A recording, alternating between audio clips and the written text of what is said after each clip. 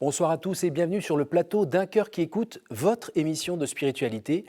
Alors, nous sommes à la veille de la fête de la musique. Alors, c'était le moment de parler musique et on va le faire avec deux membres représentants du groupe Ipse Worship. Donc, Olivier et Simon. Merci d'être venus d'Angers et d'avoir pris la route ce matin pour être présents sur notre plateau.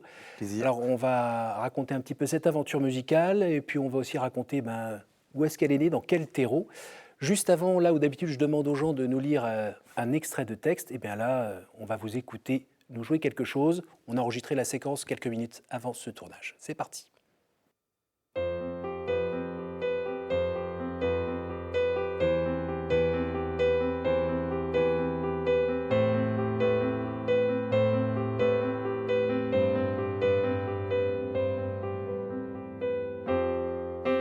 Je déploie mes ailes vers le ciel. Je te cherche ô toi l'Éternel. J'oscille entre les cimes et les abîmes, en quête de te trouver, toi le sublime. Sans cesse vers ces étincelles d'orgueil et de mondanité, sourd et aveugle à la gratuité de ton amour éternel.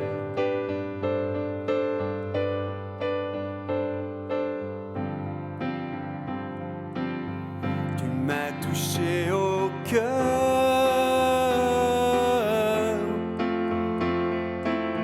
tu m'as attendu longtemps, Seigneur.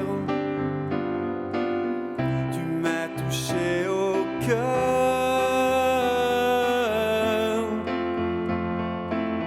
tu m'as attendu longtemps, Seigneur.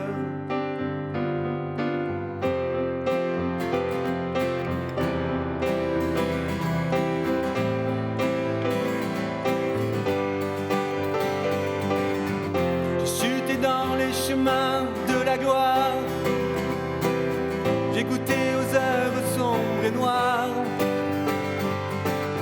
de la solitude, du silence et de l'hiver. Le doute a étreint mon âme solitaire.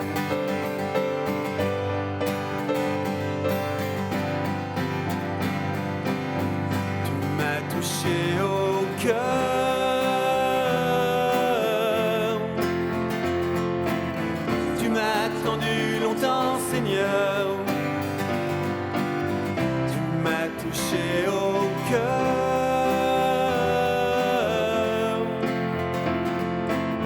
tu m'as attendu longtemps, Seigneur.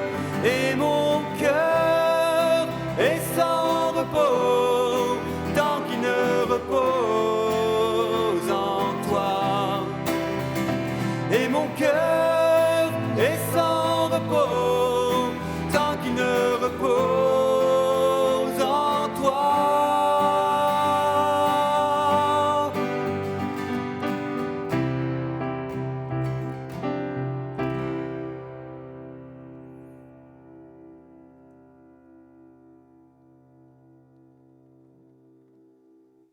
C'est touchant, ce que vous venez de nous jouer. C'est profond. Pourquoi avez-vous choisi cet extrait ? Parce qu'elle retrace un peu l'itinéraire du groupe.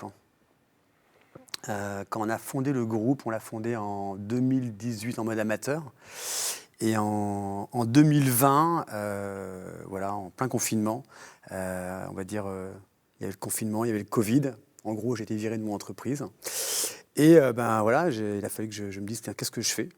Et j'ai eu un appel spirituel qui était assez fort. Et j'ai écrit cette chanson à ce moment-là qui retrace un peu l'itinéraire, on va dire, de la vie peut-être banale, mais en même temps aussi qui touche tout le monde et qui est la vie de quelqu'un qui commence sa carrière, qui va aller au sommet de la gloire, qui va être dans la reconnaissance, dans le boulot, etc.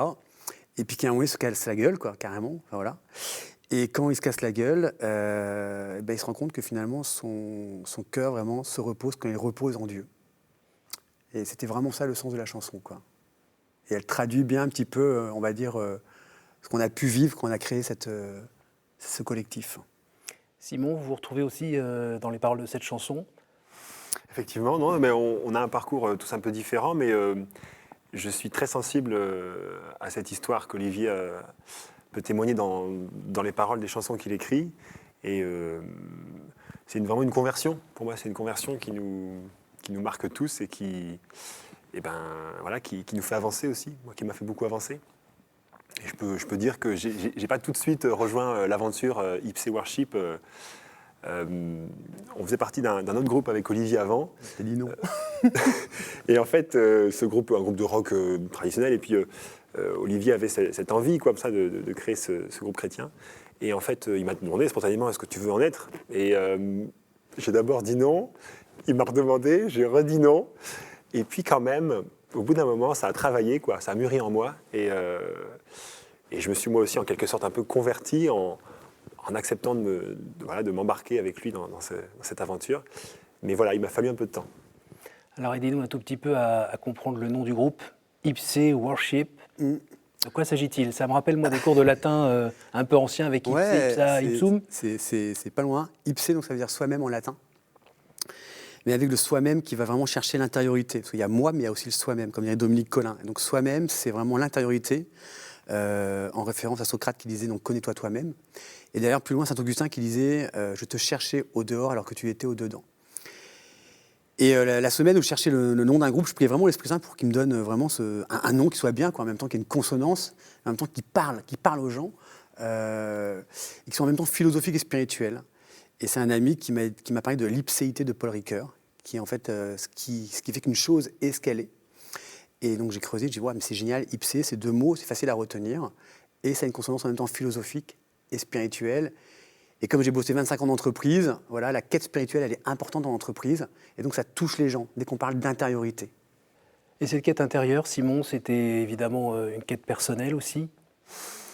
Oui, en fait, on a tous des parcours de foi différents, mais avec ce groupe, moi je peux témoigner que je me suis approprié vraiment ma foi, et j'ai pris une part active dans cette vie intérieure par la musique.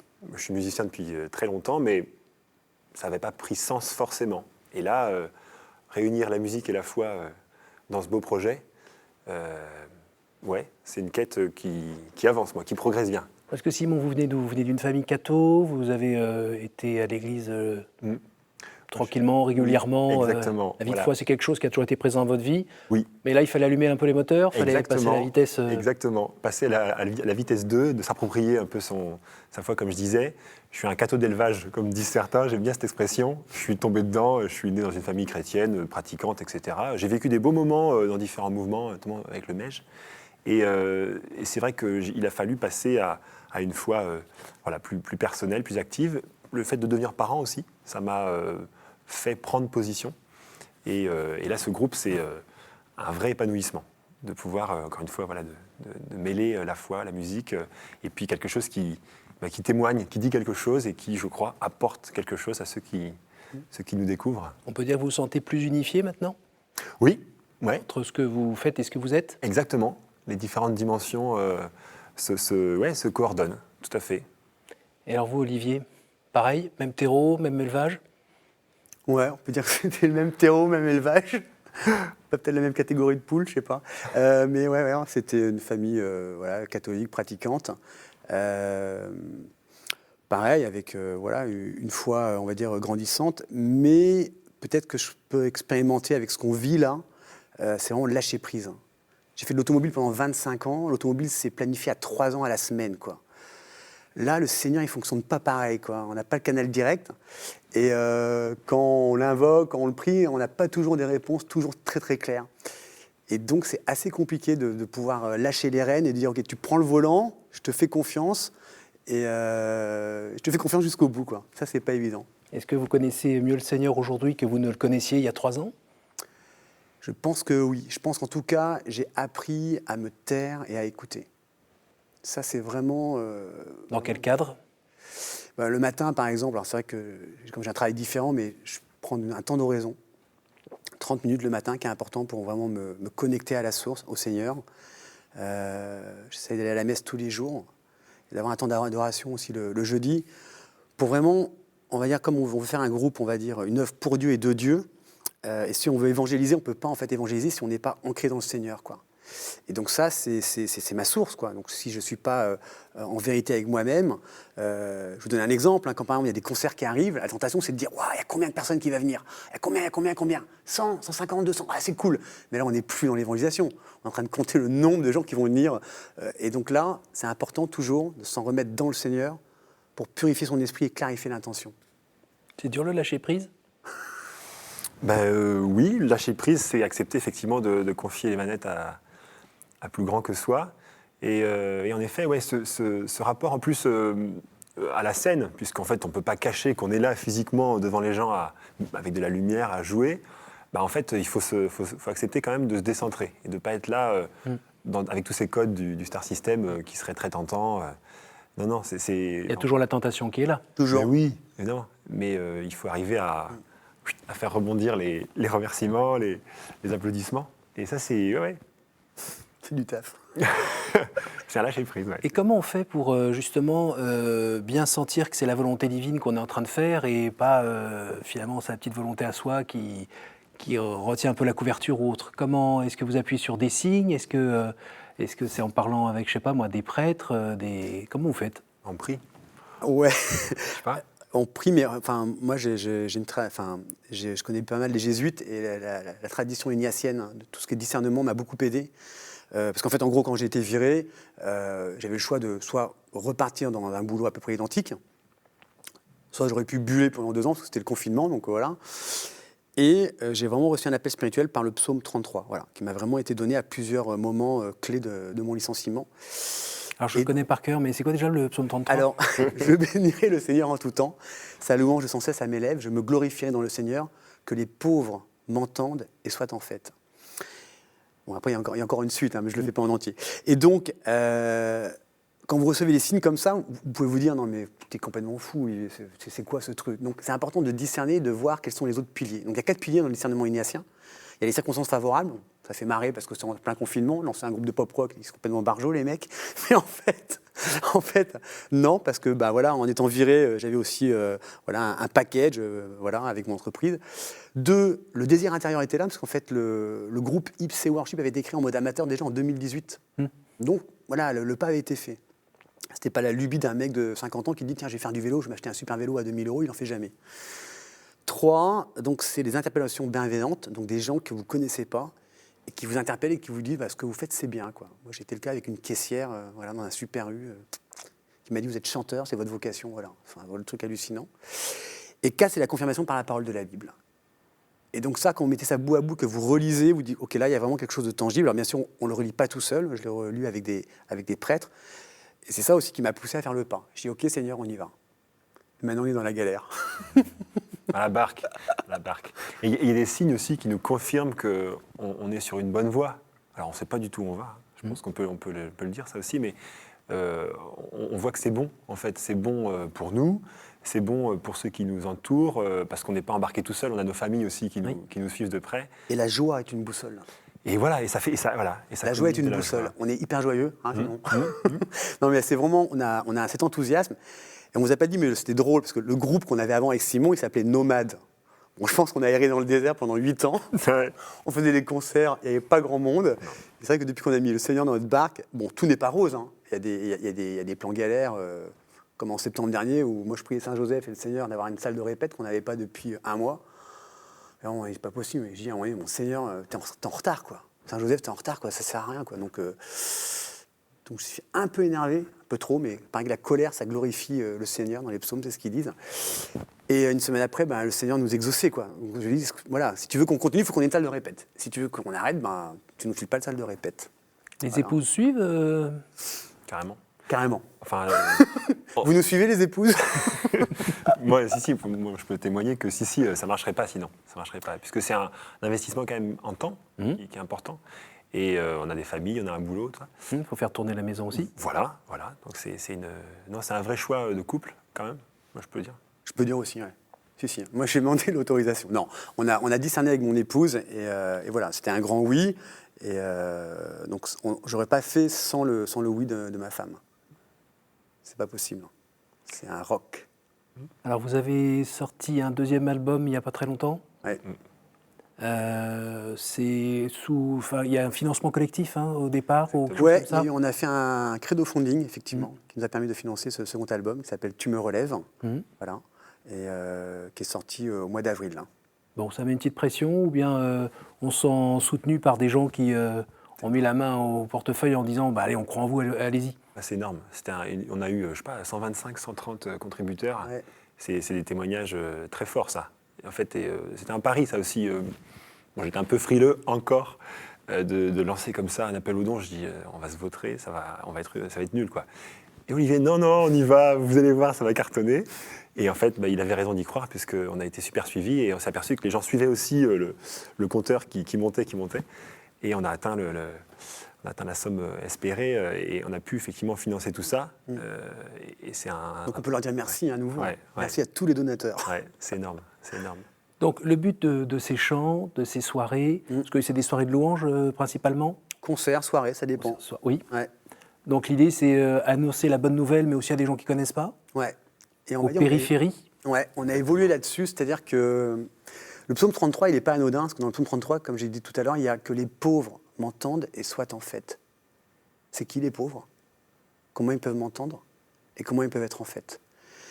Et donc, le fait d'avoir bossé pendant 25 ans d'entreprise, je vois bien qu'il y a une quête spirituelle qui est énorme, qui peut être décorrélée de l'Église catholique, de l'institution, mais néanmoins, il y a une quête spirituelle qui est vraiment là, qui n'est pas toujours exprimée. Mais si vous faites par exemple un voyage de 3 heures, que vous allez à Paris pour aller chez un client, etc., au début, vous préparez votre réunion, puis au bout d'1 heure et demie, on parle de nos vies, quoi. Donc on parle de nos familles, nos enfants, nos vacances, etc.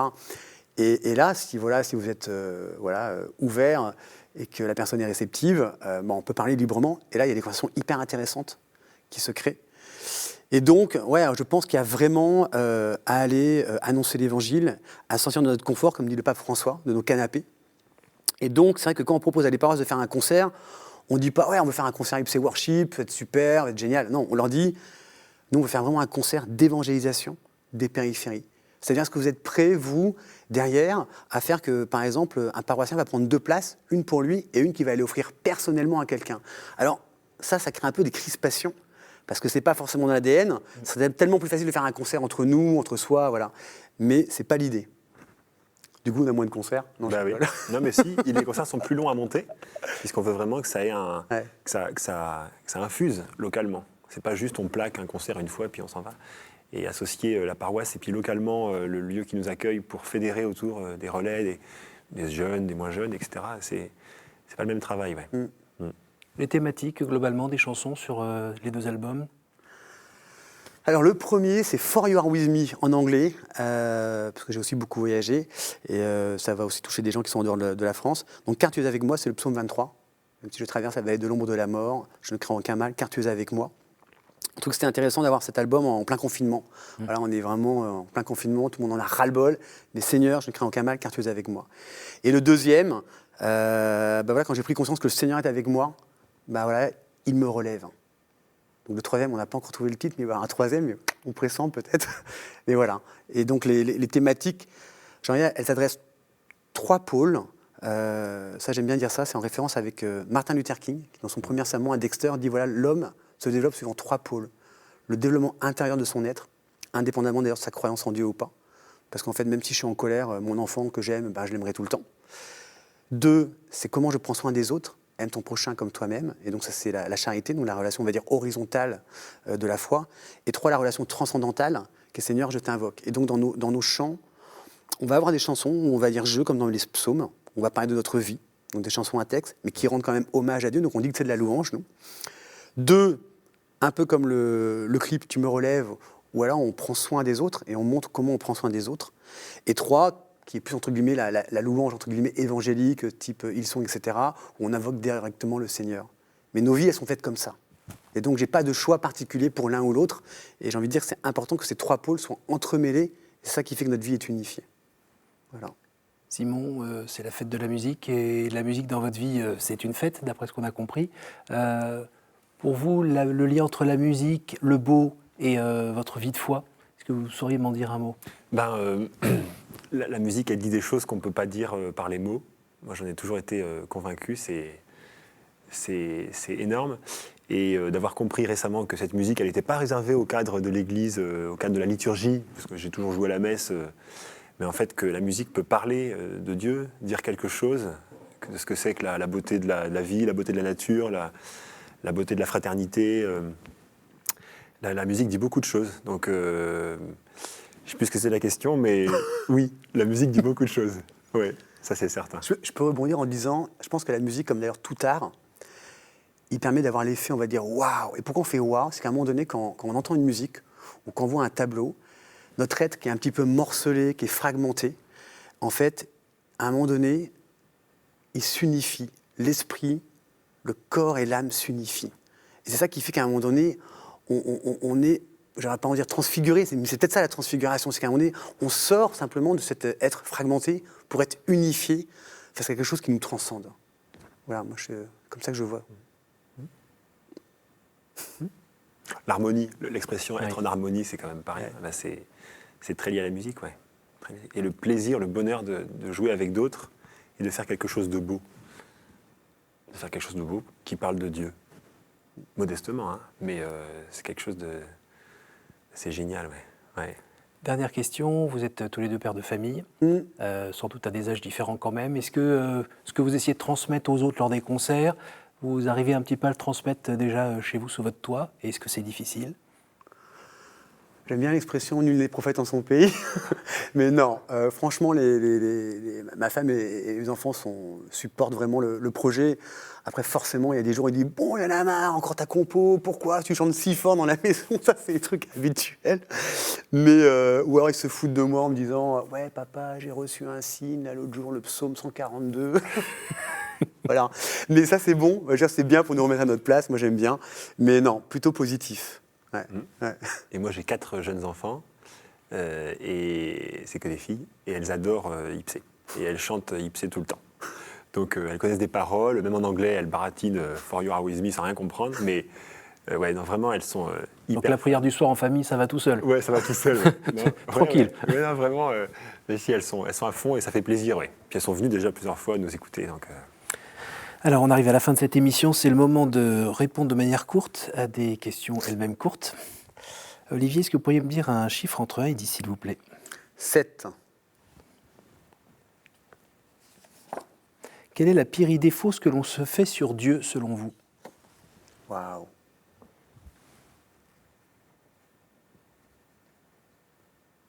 En fait, c'est un Dieu qui veut nous punir. Je pense que c'est un Dieu d'amour, au contraire, très miséricordieux, et qu'on n'a jamais cessé de découvrir son amour, et que vraiment la pire chose, c'est de l'enfermer en fait, dans un Dieu qui pourrait nous punir, alors que c'est vraiment un Dieu d'amour, c'est sa base, c'est son essence. Simon? 3. Une réponse courte, Olivier. En dehors de la Sainte Famille, quel est le personnage biblique qui vous touche le plus en ce moment?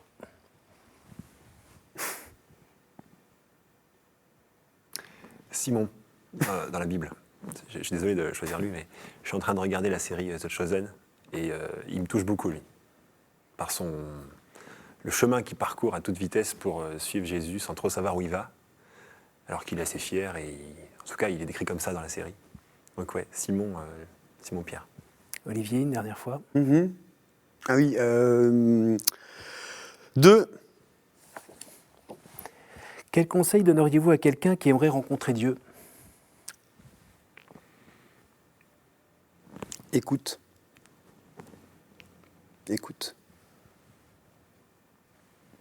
Simon? Allez, 9. Quelle est la dernière fois où vous avez reconnu l'action du Christ dans votre vie?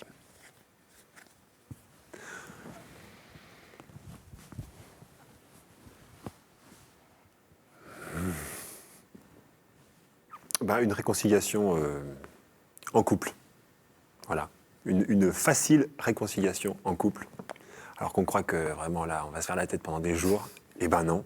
Il y a un truc qui nous vient et ça va mieux, et en fait on dépasse ça.